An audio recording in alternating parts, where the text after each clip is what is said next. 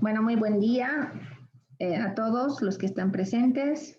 Dando continuidad a este tema de patología gingival, vamos a hablar y vamos a recordar un poquito de la primera parte. Esta es la segunda y última parte. Entonces vamos a hablar algo más de lo que es una de las patologías de tipo infecciosa, ¿no? Como es la gingivitis ulcerativa necrotizante. Esta patología, ahí les puse algunos datos, ¿no? Presenta tanto factores locales como factores sistémicos. Si bien les decía en la anterior clase, no es una patología en la cual nosotros como odontólogos debemos actuar de manera rápida. ¿Por qué? Porque su presentación es rápida y es agresiva, ¿no? Pero primero, para saber actuar, tengo que saber cuáles son las causas, cuáles son los factores predisponentes. Entonces, uno puede ser la higiene oral, que sea un paciente con deficiente higiene oral.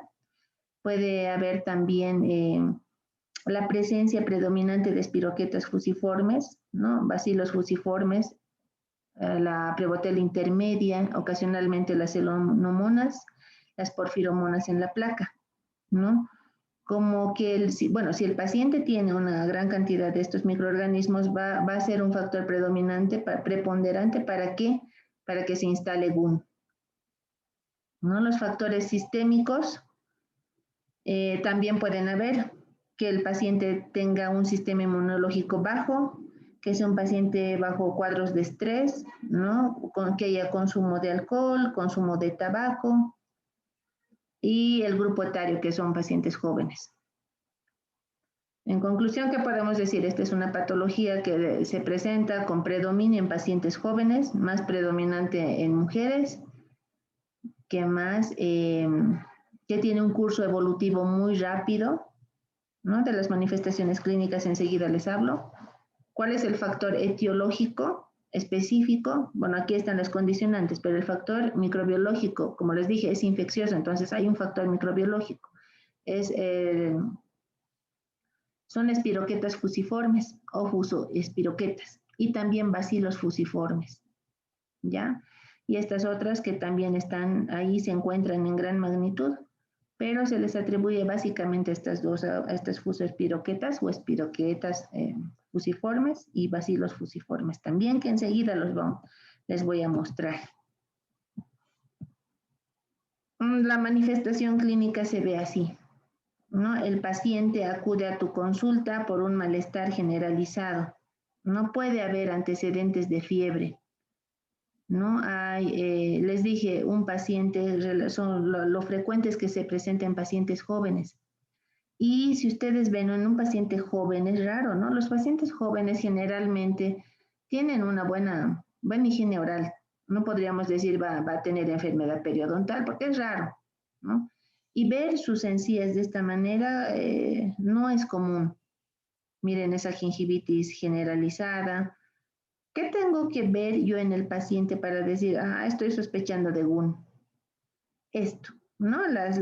Ubíquense en las papilas gingivales, bueno, en las crestas gingivales o en la encía papilar, como le llamamos, que tiene forma de filo de cuchillo, pero en esta enfermedad va perdiendo eso, miren. ¿Qué pasa? Estas fusoespiroquetas provocan la necrosis de todo el tejido, de esta parte, de estas zonas, ¿no?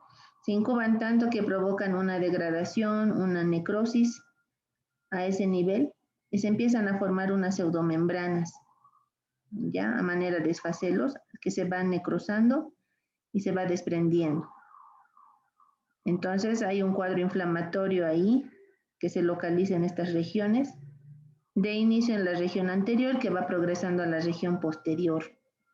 Son zonas de necrosis, como les digo, con áreas de licuefacción, zonas sanguinolentas, muy fácilmente sangra a la palpación y ni que se diga al cepillado. El paciente directamente no se cepilla por la sintomatología.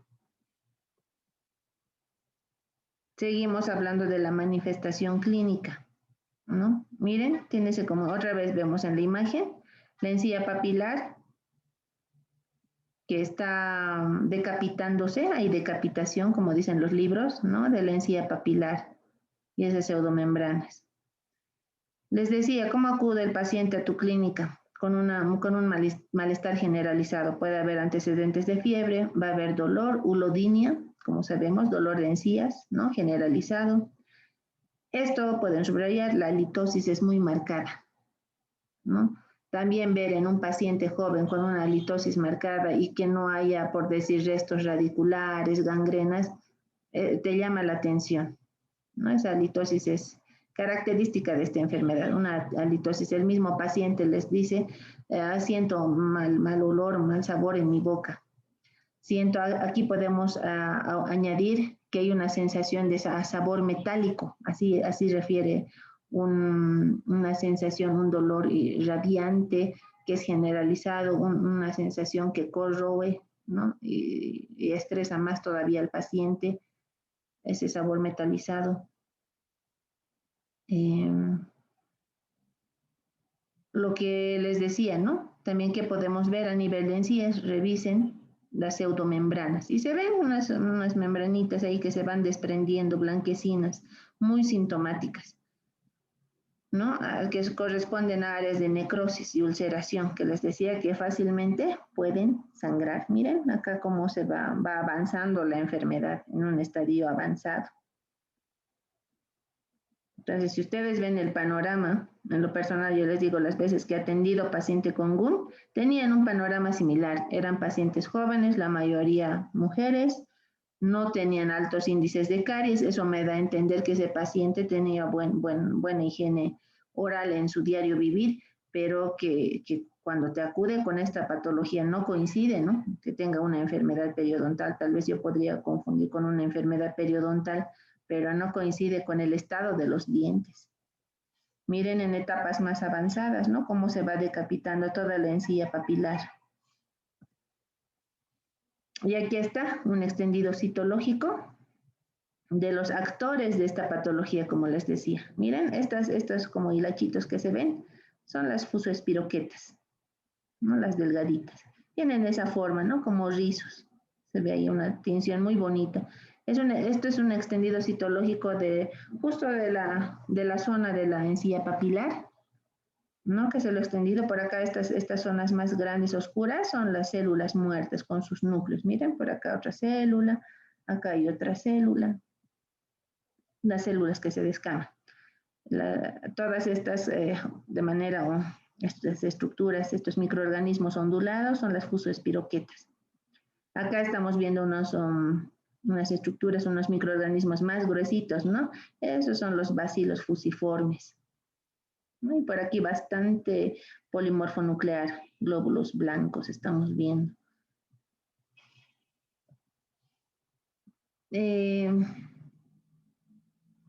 Si no acudimos, bueno, si no identificamos a tiempo, esta enfermedad progresa rápidamente, ¿no?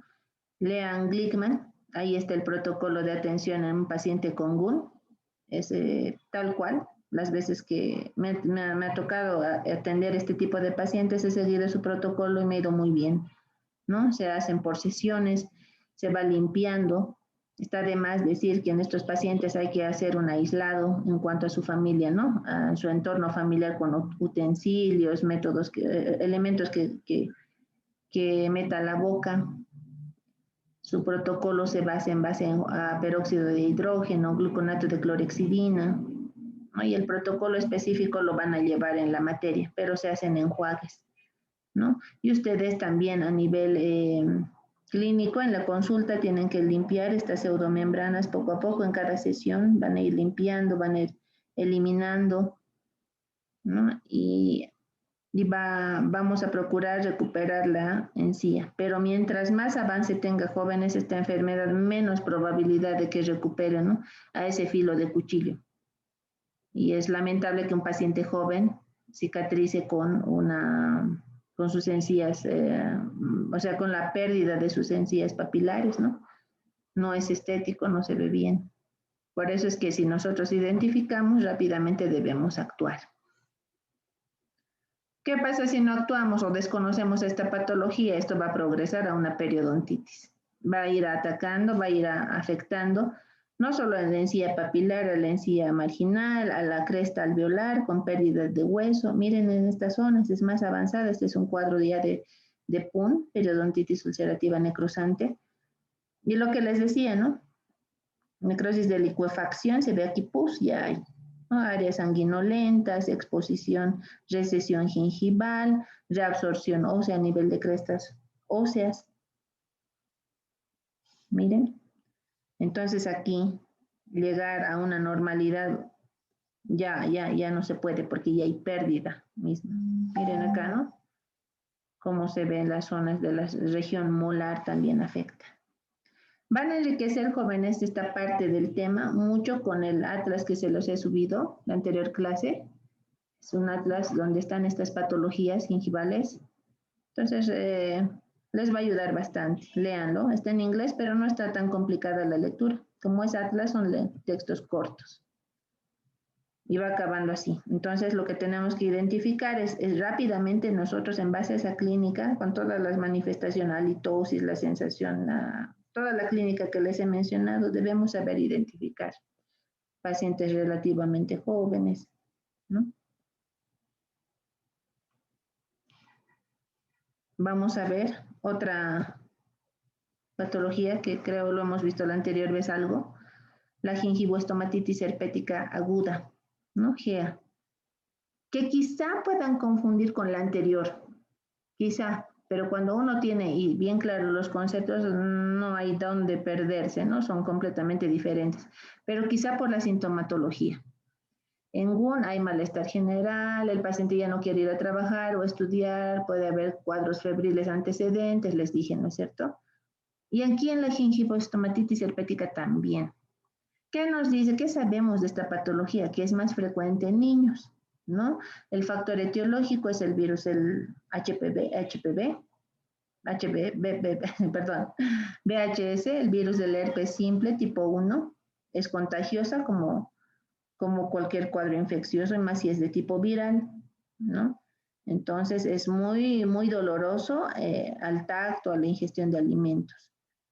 Los niños se quejan de fiebre, mialgia, cefalea, fiebre, ¿no? Así cursa esta enfermedad. Pero no seamos tan cerrados porque dice frecuente en la niñez, pero miren, también se presenta en adultos. Poco frecuente, pero sí.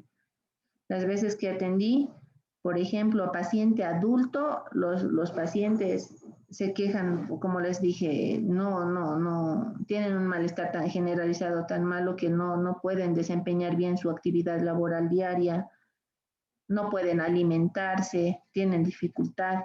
Imagínense eso en los niños, lo mismo, ¿no? El mismo cuadro, les pone mal. Ustedes preguntan, ¿antecedente de fiebre? Aquí sí o sí hay fiebre, porque es viral. Entonces, sí, les va a decir, sí, hace unos días he estado con fiebre. Ya estamos sospechando, entonces, si hay fiebre, posiblemente haga al examen intraoral, voy a encontrar algo, algunas vesículas por ahí. Entonces, según vamos indagando, ya nos vamos ubicando y pues agarro un bajalenguas, hago la inspección intraoral y me encuentro con esto, vesículas, miren, vesículas en diferentes partes de la mucosa oral, que cursa asociada a una gingivitis generalizada, ¿no? Estos pacientes están así, con una gingivitis aguda generalizada, presencia de vesículas, las típicas, con su halo eritematoso. Entonces aquí, ya hemos dicho, el factor etiológico, virus, altamente contagiosa, tenemos que aislar todos los utensilios, enjuagues bucales, en el caso de los niños, ¿no? Tenemos que, no se pueden alimentar, podemos medicar el uso tópico de anestésico antes de alimentarse, ¿no? La higiene dentro de lo que podamos, nosotros en la consulta tenemos que hacer eliminación y control de placa. No le vamos a pedir que se cepille porque esas encías están pues inflamadas y sangrantes, entonces hay que considerar ese cuadro.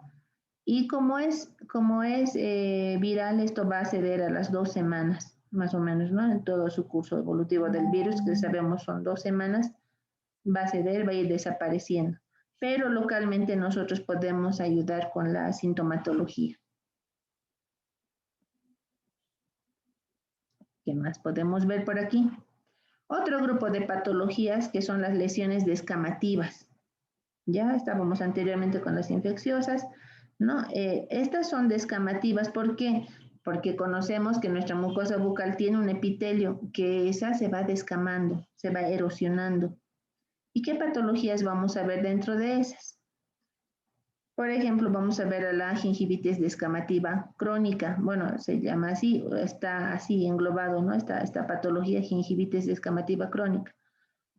Una de estas patologías tenemos así con nombre específico al pemfigoide mucoso, ¿no? El pemfigoide mucoso, entonces, el pemfigoide mucoso es la patología y cursa con gingivitis descamativa crónica. ¿Qué significa eso? Que el epitelio que es parte de la mucosa, como lo vemos acá en esta imagen, ¿no? Epitelio es toda esta parte que están viendo acá, bien teñida. Esta parte más pálida es el tejido conectivo. Se supone que debería estar unido, esto con esto de acá abajo, ¿no? Pero miren, se está separando.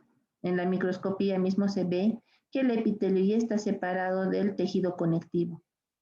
Y eso es lo que está pasando en esta zona. Si ustedes observan por acá, por ejemplo, unas zonas más blanquecinas, fíjense la encía marginal, por acá se nota un tanto más, ¿no? Parecieran ampollas, dirán, sí, esta patología cursa con esa manifestación de ampollas que se van ulcerando, se van descamando y van ulcerando. Está de más decirles que es muy sintomático. Pemfigoide mucoso, señores estudiantes, es una patología de tipo autoinmune. ¿Qué significa eso? Que hay anticuerpos que desconocen algún elemento, no, en este caso a una proteína, que es la desmogleína, que es una proteína que, si recordarán, se encuentra a nivel de membrana basal, justo en el sitio donde se une el epitelio con el tejido conectivo. Entonces hay anticuerpos que se generan, que van en contra de eso y lo destruyen. Resultado que la desmogleína se destruya, ya no se produzca, entonces el epitelio se separa del tejido conectivo. Y en ese proceso acá el epitelio se separa y se va acumulando líquido tisular, resultado formación de ampollas. Y si esto se desprende, ¿qué se expone? Tejido conectivo, que sé que es vascularizado, inervado, por eso es que cursa con mucho dolor. Pero ¿qué hacemos? Es autoinmune, es sistémico autoinmune. Entonces no es manejo nuestro propio, porque ahí los inmunólogos que son quienes manejan esto, ¿no es cierto? Mediante el ataque a anticuerpos, el uso de corticoides, pero nosotros podemos identificar a esta patología, ¿no es cierto? No vamos a poderle dar solución porque el paciente está cursando con esa enfermedad sistémica, que sabemos que cuando es autoinmune solamente hay control, no va a desaparecer esa enfermedad, puede sí controlarse, pero el paciente va a vivir, son pacientes que aparecen así, cursan con estas ampollitas, desaparecen, cicatrizan, aparecen en otra región, desaparecen de ahí a un tiempo, y así, ¿no? Que no solamente afecta a mucosa bucal, también afecta a piel, ¿no? Entonces ahí están los anticuerpos antidesmogleína. Ya ese es ahí está, a nivel justo, esa desmogleína, donde se ubica a nivel de los hemidesmosomas. Recordarán que los hemidesmosomas son proteínas, son estructuras proteínicas que ayudan en la unión de las células más basales, del estrato basal, con la lámina basal que encontramos a nivel de membrana basal y que le ayuda en la unión entre epitelio y el corion, que se llama, que es tejido conectivo, ¿no? Lámina propia o corion. Y tiene su primo hermano, esta patología, miren, dentro de este mismo grupo de gingivitis descamativa crónica, otra patología, el pemfigoide. Perdón, aquí estamos con pemfigoide mucosa, aquí seguimos con pemfigoide mucosa, enseguida les hablo del pénfigo vulgar. Es otra imagen esto de la misma patología, miren, en el fondo de surco que estamos viendo, tal cual les decía, formación de ampollas que se van ulcerando. Miren, imagínense, el paciente tiene que convivir con estas lesiones, ¿no? Y así van erosionándose, es muy sintomático. Lo que les decía, hay otra patología que como que es el primo hermano del pemfigoide mucoso, ya que se llama pénfigo vulgar. Es otra patología muy semejante, también autoinmune, del grupo de las patologías sistémicas autoinmunes, que cursa también con la presencia de ampollas que se erosionan, que se descaman. Pero acá hay una variante, ¿no? Acá son atacados ¿qué? Esos anticuerpos que produce el cuerpo atacan a la desmogleína también, pero de los desmosomas, no de los hemidesmosomas, de los desmosomas. Recuerden histología de primer año, los desmosomas, ¿dónde están? No están en los estratos desde el intermedio, suprabasal, parabasal, como dependiendo del tipo de epitelio, ¿no? Estrato espinoso, granuloso, lúcido, córneo, etcétera, están ahí. Recuerdan, las células se unen unas con otras, las células, los queratinocitos. ¿Mediante qué? Mediante desmosomas. En la parte central de los desmosomas está la desmogleína. Ahí es donde va a atacar estos anticuerpos, ¿no? Entonces, a ese nivel, ¿cuál es el resultado? Que las células se vayan desprendiendo. Como les dije, a nivel de los desmosomas. Y recuerden, miren, ese es el límite. Acá, a esta altura está la membrana basal, el límite entre epitelio y lámina propia. Pero ustedes, si observan esta imagen, ven que las células más basales persisten. Acá están, no se han separado del epitelio. ¿Por qué? Porque el ataque de estos anticuerpos no es a los hemidesmosomas, es a los desmosomas. Si fuera los hemidesmosomas, desde acá, desde el estrato basal, se desprendería, ¿no? Indaguen un poquito más con Philip Sapp. Es muy bonita esta patología, entenderla es interesante, ¿no? Y el curso de la clínica es muy semejante. Igual son ampollas que se presentan en piel, en mucosa bucal, en mucosa genital, incluso refieren los pacientes, ¿no?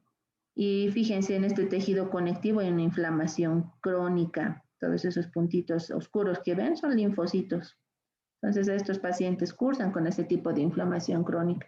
Por eso es que están medicados también con corticoides, ¿no? El manejo es inmunológico de esa especialidad. La gingivitis descamativa crónica, seguimos con ese grupo. Miren, otra patología dentro de este grupo de patología gingival es el líquen plano reticular. Este líquen plano reticular se ve así como su nombre dice, como a manera de redes. Se ven unas zonas blanquecinas, de mayor frecuencia es en la mucosa yugal, en este caso estamos viendo en la mucosa labial. Miren también en encías, zonas, áreas blanquecinas, pero a manera de líneas que le dan esa apariencia de retículo o de red, ¿no? A eso le llaman las estrías de Wickham, como menciona acá, ¿no? Y se van desprendiendo. También aquí microscópicamente, si lo vemos, son zonas de queratinocitos que se van descamando. Se desconoce el factor específico, se le atribuye a que hay una exagerada reacción de los linfocitos B, ¿no? Entonces también el tratamiento se va por ese lado, ¿no? De manejo de uso de corticoides, porque hay una reacción, hay una hiperreacción de los linfocitos, en este caso de los linfocitos B, y van dando esa manifestación clínica. Entonces aquí también el manejo es inmunológico. Miren estas zonas, ¿no? Donde ya se está descamando mucho más. Esta es menos sintomática que los anteriores, ¿no? El pemfigoide mucoso, el pénfigo vulgar son mucho más sintomáticas que el líquen plano reticular. Debemos tener cuidado, jóvenes, porque miren, zonas blanquecinas, cuidado, confundan. Leucoplasia podrá ser una lesión premaligna, tal vez, pero no. Seamos bien detallistas. Mira las estrellas de Wickham. son propias del líquen plano reticular. Entonces no estamos frente a un precáncer como si fuera leucoplasia. ¿Ya? Entonces esta es otra patología que cursa con gingivitis descamativa crónica. El líquen plano en general es la patología, hay variedades. Hace rato veíamos el de tipo reticular. Estamos viendo ahora el de tipo erosivo, líquen plano erosivo. Igual, la misma, se le atribuye a la misma causalidad, ¿no? Una hiperreacción del sistema inmune de los linfocitos que están provocando cuadros inflamatorios, que están provocando una descamación en la encía. Entonces, obviamente, es un tanto sintomática la encía, se va erosionando, se va descamando y se ve así, ¿no? Este líquen plano en relación al reticular es un poco más sintomático. Miren, las encías se ven eritematosas, ¿no? Denudadas. ¿Por qué? Porque cursa con esas características de erosión. Otro grupo de patología, jóvenes, son las que cursan con crecimiento. Por eso se llaman lesiones hiperplásicas. Recordarán el término de hiperplasia, que es aumento del tamaño de un tejido o un órgano por la multiplicación celular, ¿no es cierto? Entonces aquí, con el término nomás yo ya me ubico que debe crecer algo porque las células se están multiplicando, ¿no? Por eso le llamamos lesiones hiperplásicas. ¿Qué patologías vamos a ver acá? Muchas, fíjense, desde los simples agrandamientos inflamatorios agudos, agrandamientos inflamatorios crónicos, agrandamientos inflamatorios fibrosos, de tipo fibroso. Otros son de tipo hormonales y otros por fármacos. Entonces, el hecho de que vea yo un crecimiento en encía, tengo que saber, este será de un cuadro infeccioso agudo, tal vez, un cuadro infeccioso crónico, o tal vez no está asociado a infección y solamente es inflamatorio, pero de tipo fibroso. O quién sabe, hay una desregulación en su patrón hormonal, o bien está consumiendo algunos fármacos, quién sabe, tiene alguna patología de base asociada donde está consumiendo fármacos y está provocando eso, ¿no? Tenemos que ver, saber indagar entonces todo este grupo de patologías cuando vemos que hay crecimiento en las encías. Y vamos a ir desde lo más sencillo, ¿no? Hay un agrandamiento inflamatorio agudo, su nombre lo dice, inflamatorio agudo. Entonces acá, por ejemplo, vamos a ver, ¿no? ¿Cuál sería la patología? Si bien está cursando con un agrandamiento gingival agudo, el diagnóstico sería un absceso gingival. Ya en un absceso gingival hay un proceso infeccioso, generalmente de origen estreptocócico, ¿no? De estreptococos, por una mala higiene o por la nula eliminación de la placa bacteriana, se forman estos abscesos y hay una inflamación. Ahí vemos claramente, bueno, en varias regiones vemos todos los signos cardinales de la inflamación. Y cuando le llamamos absceso, cuando hay una secreción de material purulento, ¿no? Porque quizá esto pueda ser solamente, gingivitis, pero si hay una secreción de material purulento, entonces hay un absceso gingival.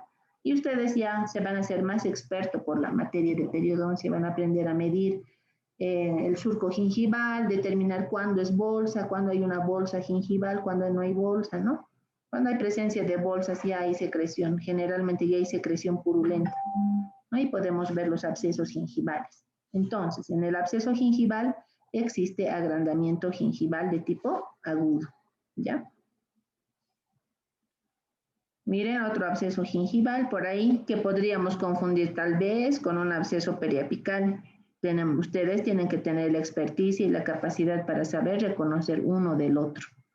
Por eso es que ustedes están llevando también la especialidad, la materia de periodoncia, ¿no? Entonces, se ayudarán de exámenes complementarios como la imagenología, la clínica, la historia clínica, que les va a ayudar a determinar si esto es un absceso periapical o un absceso gingival, ¿no? Pero ya van a hacerse más capos cuando ustedes, revisando a la inspección clínica, miren, hacen palpación y ahí ven que hay una secreción purulenta, ven que la pieza es sana, no tiene ninguna afección dentaria.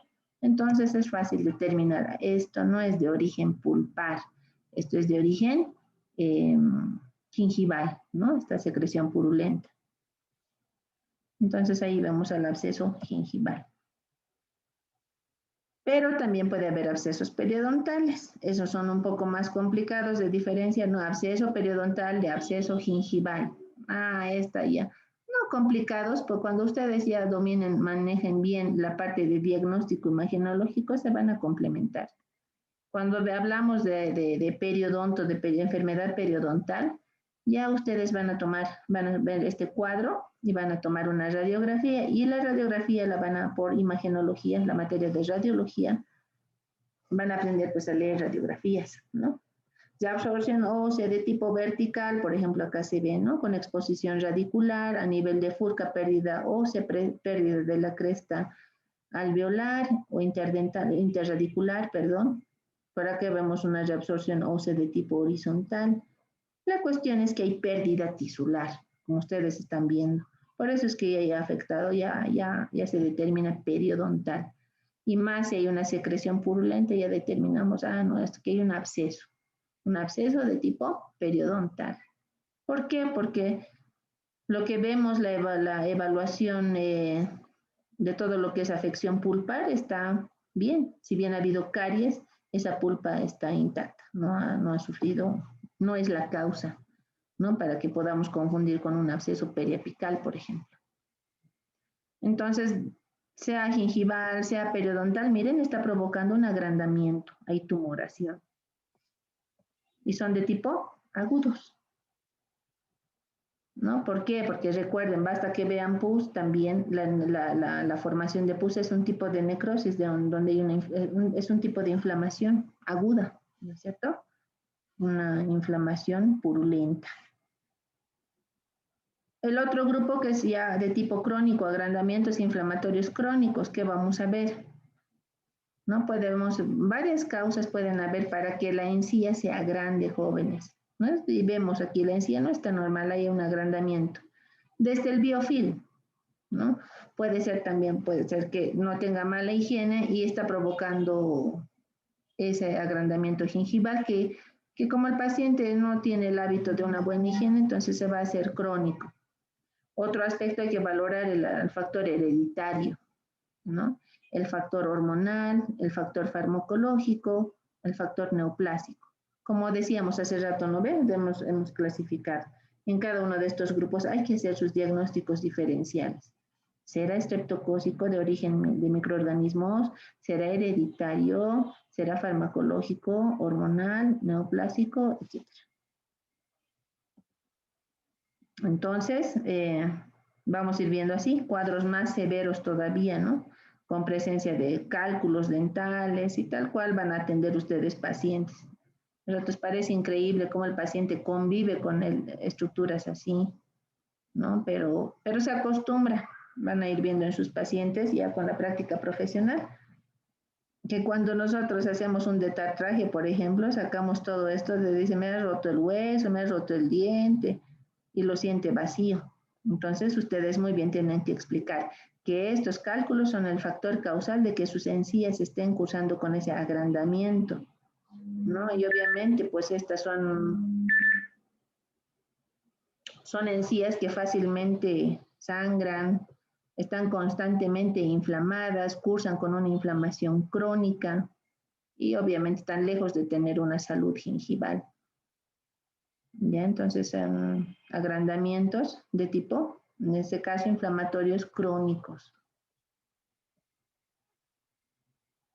¿No? Todo lo que ya les he mencionado. Todo lo que les he mencionado ya está ahí manifiesto.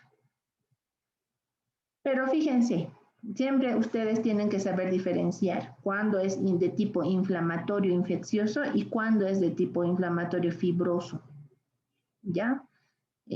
Cuando decimos infeccioso, se supone que hay microorganismos que están provocando eso. Ahora, y provoca inflamación, obviamente. Ahora, hay otras situaciones en las que hay inflamación, pero no está no está el factor de microorganismos, no es tan relevante. Si bien hay, pero está dentro de lo que no llama la atención. Lo que sí es esto. Miren, hay un grupo, ¿no?, de agrandamientos fibrosos, por ejemplo, de la encía. Y al decir fibroso, ¿a qué hago referencia? Rápidamente se me viene a mi mente tejido conectivo. En tejido conectivo hay fibras colágenas. Esas fibras colágenas son producidas por los fibroblastos. Entonces, algo está pasando que el fibroblasto está produciendo mucha fibra, ¿no? Y vamos a ver estas patologías. Ejemplo, agrandamiento gingival hereditario, ¿no? Miren, este es un factor hereditario. Hay que indagar al paciente mediante la historia clínica. Acá no podemos decir que está causando con infección, ¿no es cierto? No siempre hay la... Ahora tampoco puedo decir en absoluto no, porque este agrandamiento que es de tipo hereditario, ¿no? Sí podría provocar, el hecho de que está agrandado puede provocar la retención de placa bacteriana, y si hay placa bacteriana se va a inflamar, pues, ¿no? Entonces puede haber una sobreagregación, por sobreagregado puede estar la inflamación. Cuando son agrandamientos gingivales, hay la falsa apariencia de que se están formando bolsas periodontales, ¿no? Pero debemos saber indagar. El color mismo, jóvenes, nos puede guiar. Fíjense, el color no es como en estas otras patologías, ¿no es cierto? Rojizas, eritematosas, abundante presencia de placa. En cambio, aquí son diferentes, ¿no? Es más, a la palpación misma, estos no sangran con facilidad como cuando es infeccioso, ¿no? Porque es fibroso. Entonces, si indagamos antecedentes familiares, vamos a encontrar que sí, si su papá, su abuelo, sus tíos o alguien en la familia ha tenido también esta manifestación. El tratamiento en estos casos es la gingivoplastía. La especialidad de periodoncia se encarga de hacer una gingivoplastía y devolver la estética a estas encías, ¿no? Miren, incluso ese aspecto de cáscara de naranja se conserva. ¿Por qué? Porque esta encía no está con inflamación. Recuerden que cuando hay inflamación ese puntillado desaparece. Pueden ser tan severas que pueden incluso llegar a este diagnóstico, ¿no? La fibromatosis. Osis hace siempre referencia cuando ya abarca mayor extensión, ¿no? Fibromatosis gingival hereditaria. Miren, las piezas dentarias prácticamente ya están desapareciendo. Existen estos cuadros. Y aquí no es que no podríamos decir imposible, hay una inflamación aguda, están sangrando, es de origen por la placa bacteriana, no. Tenemos que saber indagar. Muchas de estas fibromatosis, bueno, no sé si tengo la siguiente imagen, sí, ¿no? Muchas veces no solamente la encía crece, jóvenes, se hace hiperplástico, sino también el hueso. En otras ocasiones solamente es netamente de encía, ¿no? Y ahí para periodoncia es mucho más cómodo hacer su gingivoplastía, pero hay que hacer una valoración integral, ¿no? Mediante tomografías incluso se valora si el hueso también no ha crecido, porque hay esas situaciones. En este caso, por ejemplo, es una fibromatosis gingival hereditaria con enostosis ósea, perdón, con exostosis ósea. Entonces, acá además de encía está creciendo hueso. Entonces, en ese caso ya se necesita eliminar parte de hueso también. Y miren, posterior a la cirugía, queda así a la gingivoplastía, a la osteoplastía. Estas imágenes, complementense, como les digo, una gran parte de estas imágenes lo he sacado del atlas que lo tienen en el classroom de la asignatura, y van a enriquecer mucho, ¿no? Ahí están casos clínicos con su tratamiento, se ve el antes y el después de diferentes patologías. Les va a gustar ese atlas, bonito. No sé si lo tengan, pero igual les pasé, ¿no? Entonces, complementen. Entonces, conclusión, no siempre va a ser tejido fibroso, muchas veces, en algunos casos, suele acompañarse de exostosis. Los agrandamientos gingivales hormonales no podemos dejar de lado porque nosotros sabemos que tanto en paciente adolescente como en paciente embarazada o en estado de gravidez, la carga hormonal es más elevada, es más dinámica la funcionalidad endocrina. Entonces, hay esos cambios hormonales provocan ¿qué? Modificación a nivel de todo el cuerpo, pero también modificación a nivel de las encías se puede ver, ¿no? Puede cursar, en el caso de hablando de patología gingival juvenil, puede haber gingivitis marginal con hemorragias a mínimos estímulos, ¿no? Cambios inflamatorios en la pubertad, el ciclo menstrual. Ahí puse algunos datos que son típicos de los pacientes en este grupo etario. Además que el paciente en estado de pubertad siempre es más descuidado de su misma higiene, ¿no? Por la parte psicológica mismo, si lo vemos, ese enfoque son niños niños que están pasando a la pubertad, que se descuidan. Ya cuando son más jóvenes, ahí sí ya se atienden más a sus personas y lo van a corroborar eso en sus familias, como es una persona, una niña, un jovencito que está en la etapa de la pubertad, ¿no? Se descuidan en cuanto a su atención personal, a cómo se ven. Ya luego recién se van viendo al espejo y cambian de actitud también. Entonces, es de esperar que si a ratos ni peinarse quieren para salir a la calle, menos se van a estar cepillando sus dientes todo el tiempo con una buena higiene oral. Entonces, y más esa carga hormonal que tienen, que podemos ver a este tipo de agrandamientos, ¿no? Gingivales, que no se explica muchas veces, no podemos explicar qué estará pasando, no hay presencia de placa bacteriana, no hay antecedentes hereditarios, pero nunca descarten ese factor, el grupo etario, la pubertad, el factor hormonal, las STH, por ejemplo, ¿no? La hormona de crecimiento que también se va afectando a estas zonas para un gran crecimiento, proliferación hiperplásica de las encías, pero que tiene solución, ¿no? ¿Que puede recidivar espontáneamente? Sí, podría, pero en algunos casos suele quedarse. El agrandamiento es tanto que el organismo mismo no puede devolverlo a su estado normal. Entonces se necesita de gingivoplastías, ¿no? Entonces en este caso, por ejemplo, le hicieron y quedó mucho mejor el pacientito. En el embarazo, antecedentes de embarazo, ya sabemos todo lo que pasa en el embarazo por embriología, ¿no? La carga hormonal que hay, estrógenos, progesterona, todas las hormonas que son sintetizadas por la placenta. Entonces es una dinámica hormonal que también invoca a la mujer embarazada, le trae problemas.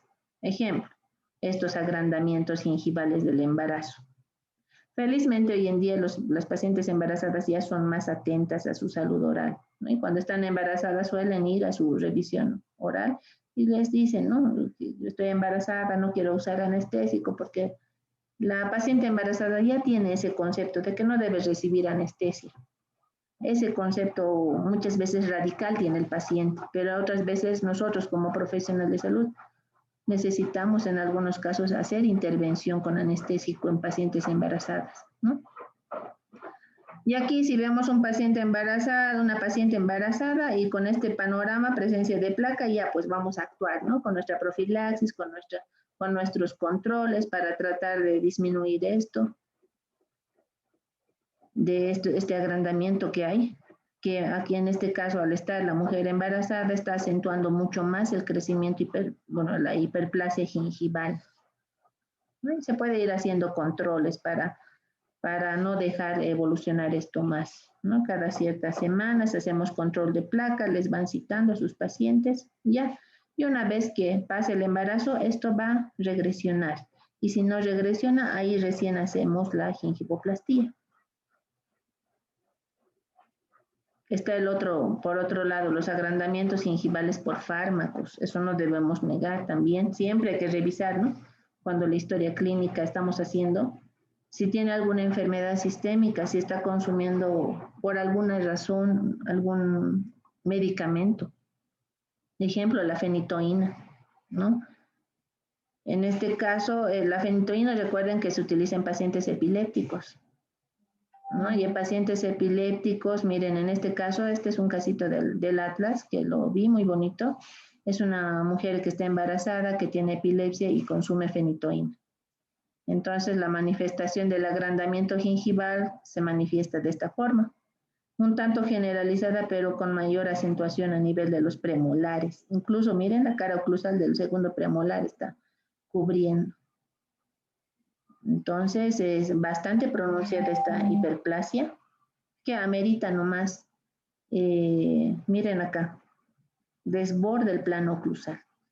Más la masticación provoca sangrado, trauma, dolor. Y hay casos en los cuales nomás tiene que hacer intervención quirúrgica, ¿no? Porque hay que poner a la balanza. No podemos decir, no, nada de anestésico en una mujer embarazada. Ya van a ir aprendiendo con el pasar de los cursos, cuarto, quinto año, cómo es el manejo en mujer embarazada.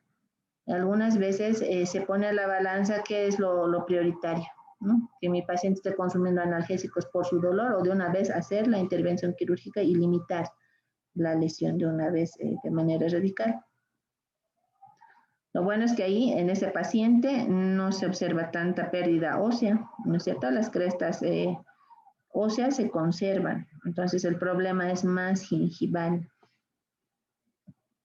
Y ya una vez hecha la gingivoplastía, fíjense cómo ha quedado, ¿no? Es el mismo caso que lo veíamos acá en esta pacientita, ¿no? Donde el crecimiento es bastante extenso.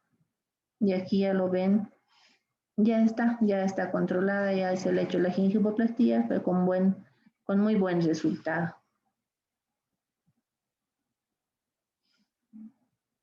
Este es otro ejemplo que también vemos un agrandamiento gingival.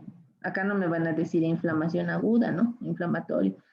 Porque hasta el color es diferente, ustedes vean. Si bien tiene esa tendencia rojiza, no es pues del típico color eritematoso de la inflamación. Esto es un agrandamiento, pero por ciclosporina, ¿no? Entonces, cuando hay agrandamiento, ¿qué suele pasar? Que el paciente no siempre se hace buena higiene oral y es como un círculo vicioso que va aumentando. La misma placa va provocando, se puede asociar a inflamación y el agrandamiento va persistiendo. Entonces hay que nosotros debemos intervenir aquí con control de placa y el periodoncista, si lo amerita la situación, hará pues la gingivoplastía. Que en estos casos sí, siempre por estética mismo, ¿no? No es nada estético tener una sencillez así, el paciente se somete a cirugía y se soluciona ese agrandamiento gingival por fármacos. Y finalmente vamos a ir a este otro grupo de patologías que son lesiones neoplásicas, ¿no? Nuevas formaciones, como se hace referencia, ¿no? O como los libros aún todavía lo dicen, lesiones tumorales, ¿no? Que tumorales es muy impactante para la psicología del paciente. Tumor saben que no es nada más que crecimiento, aumento de volumen. Decirles neoplásicas suena mejor, ¿no? Pero de que hay la formación de tumor, sí, aumento de volumen, hay pues tumor, ¿no? Es que el paciente tiene ese falso concepto, que si le dices tumor ya lo asocia a cáncer, y no es así. Hay neoplasias benignas, hay neoplasias malignas. El cáncer es una neoplasia maligna, ¿no? Entonces, este aumento de volumen, este tumor, en este caso, por ejemplo, estamos hablando del granuloma piógeno, también llamado épulis, que es frecuente, que es benigno, ¿no? Pero que sí hay que limitarlo para que no te traiga problemas. Este es un caso de un ejemplo, bueno, es un caso de una mujer embarazada. El épulis del embarazo también es bastante frecuente, ¿no? Pero es frecuente. Este épulis no siempre se presenta en mujeres embarazadas. Esto como punto aparte les menciono, hay el épulis del embarazo que suele formarse, pero también en pacientes no embarazadas se puede presentar. Este es un agrandamiento gingival. El épulis se caracteriza por presentarse a nivel de la encía papilar, ¿no? A partir de esa región va creciendo. Y suele no generar siempre muchas molestias, pero cuando ya exacerba su tamaño, como en este caso, miren, ya está dificultando la oclusión. Si ustedes observan esta otra imagen, está provocando ulceración. Ha crecido tanto que ya provoca ulceración. Esta capa blanquecina que ven es fibrina. ¿Qué significa eso? Que esta zona es sanguinolenta, sangrado, y por eso se está formando fibrina ahí como una capita. Entonces, que el paciente todo el tiempo esté traumatizando así, ¿a qué podemos ligar? ¿Qué podemos ocasionar? Que estas células en un cierto momento dirán, nosotros nos transformamos porque es mucho trauma. Y de lo benigno que se puede transformar en maligno. Por eso es mejor, no, lo sacamos, ¿no? Es mejor limitar ahí el daño, que ese trauma constante no pueda provocar o malignizar a esta lesión. Entonces se hace bueno, aquí en el épulis, hablando un poquito más del épulis en general, porque estamos hablando del grupo de patologías hiperplásicas, el épulis en general es una proliferación de vasos sanguíneos, ¿ya? Acá vemos, por ejemplo, una variedad de épulis es el granuloma piógeno, ¿ya? Acá les mencionaba, para que no confundan, a ver. Épulis, aquí estamos hablando de un granuloma piógeno, también llamado épulis, ¿no? Hay épulis fibrosos también, pero nos abarcaremos a esta variedad, el granuloma piógeno. ¿Cómo se lo ve? Microscópicamente se ve bastante proliferación de vasos sanguíneos. Miren, todos estos espacios blancos que ustedes ven son capilares sanguíneos, que no son capilares siquiera bien maduros, están mal conformados. Por eso este épulis son bastante hemorrágicos, ¿ya? En este caso la radiografía está afectando un poco la encía, una ligera reabsorción ósea de tipo horizontal está provocando, ¿no? Entonces, está afectando a las demás estructuras, por eso lo ideal en este caso es extirparlo. Pero aquí está la microscopía, a nivel de epitelio no hay problema, sí a este nivel de tejido conectivo, bastante proliferación de vasos sanguíneos. Entonces, miren, en este caso se le hizo ya la extirpación, la biopsia excisional, ¿no? Con todos los cuidados que por cirugía van a ver. Cuando son lesiones hemorrágicas, no puedo introducir bisturí frío, ¿no? Tengo que haré pues con electrobisturí, electrocauterización, cosa que cohíba la hemorragia, porque si sé que hay vasos sanguíneos, proliferación de vasos sanguíneos, el paciente la lesión puede sangrar y sangrar y llegar incluso a descompensarse.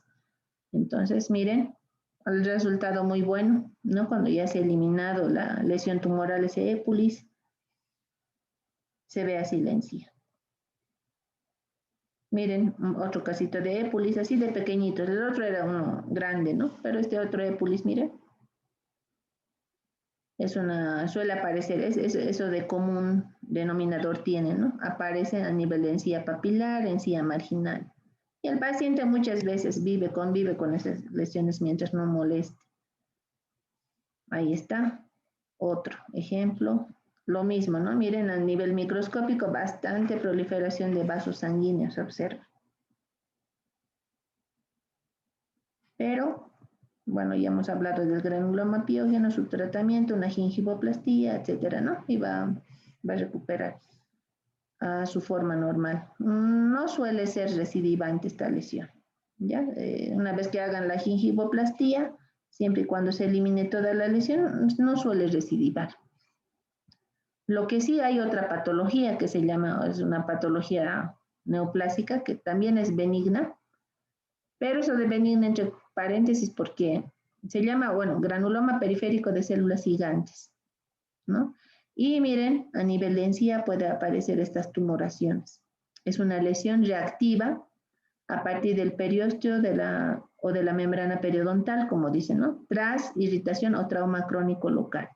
Es decir, una prótesis mal adaptada, algún ganchito de alguna prótesis, algún sujetador, puede provocar estas lesiones. Puede aparecer a cualquier edad, ¿no? Más predilección por lo femenino, por el género femenino.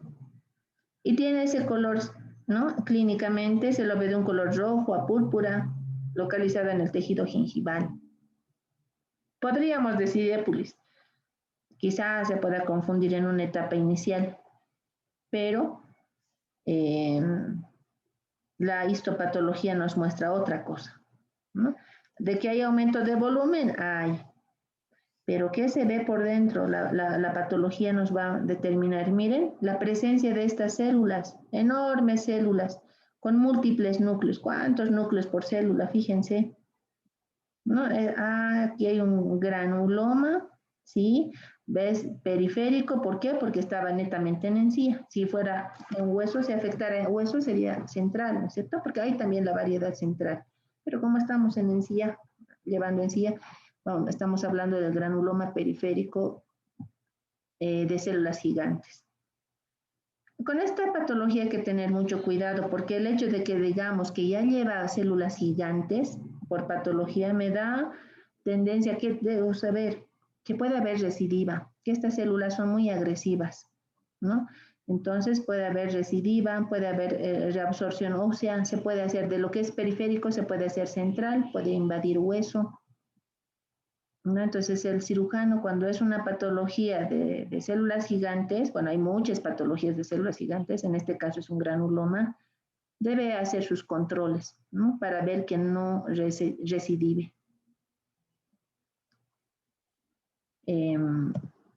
Bueno, vamos a irnos, y finalmente, bueno, hace rato les decía final, pero este sí es la final. Las patologías que podemos ver de tipo pigmentarias, lesiones pigmentarias, ¿no? Estamos en el tema patología gingival, pero se manifiestan a través de lesiones pigmentarias. Las encías pueden cambiar de color, sí, ¿no? Entonces, cuando hay cambios de color en la encía, como en esta imagen, observen, debo decir a estas encías por qué están así. O hay pigmentación endógena o hay pigmentación exógena. Algo está pasando, ¿no? Entonces, indagaré por la historia clínica para determinar. Pigmentaciones endógenas que se producen en el propio organismo, ¿a cuáles puedo atribuir? A la bilirrubina, que es una variedad, es un producto de degradación de la hemoglobina, ¿no? A la melanina, que sabemos que es propia del epitelio, los melanocitos. En estos casos, por ejemplo, la enfermedad de Addison, síndrome de Albrecht, en la displasia fibrosa, recordarán, ¿no? La excesiva cantidad de hierro también se puede manifestar de esta manera, ¿no? Estos pigmentos endógenos podrían entonces cambiar el color de las encías cuando hay un descontrol de estos pigmentos. Entonces, mediante la historia clínica, si descarto que es endógeno, me iré por lo exógeno, ¿no? El ámbito laboral es muy importante. El consumo de los hábitos también hay que revisar, qué consume localmente, dónde trabaja, dónde vive, ¿no? Y hay que buscar si ese paciente no está sometido a medios donde haya bismuto, arsenio, mercurio, plomo, plata. Entonces puede ser también la asimilación de manera ambiental, ¿cierto? Poco frecuente, pero no está de más mencionarlo para que ustedes sepan. Esto solamente es un cambio de color. Indagaré pigmentación exógena, pigmentación endógena. Y de acuerdo a eso ya voy a ir orientando a mi paciente, ¿no? ¿Qué es lo que está pasando? En estos casos generalmente es sistémico y mucho no se puede hacer. Y aquí decirle y explicarle, ¿no? ¿Por qué están cambiando sus encías de color? Y cómo podría limitar. Bueno, este es el atlas de color que les decía, que es de medicina periodontal. Muy bonito. Un libro que yo, bueno, este atlas se los puse, como ya les dije, está en el Classroom y como material que les va a enriquecer. Y este libro, ¿no? Que lo van a llevar en periodoncia también muy antiguo, si bien, pero claro que tiene sus actualizaciones, muy didáctico, muy completo. Creo que muchos de los docentes y de nuestros docentes también se han formado con este libro. Es un libro muy bonito, léanselo, tiempo libre que tengan, lean el libro, es muy completo, les va a ayudar bastante. Bueno, voy a dejar de compartir, voy a dejar de grabar. Muchísimas gracias. Muchísimas gracias. Con esto acabamos el tema. Tengan buen día.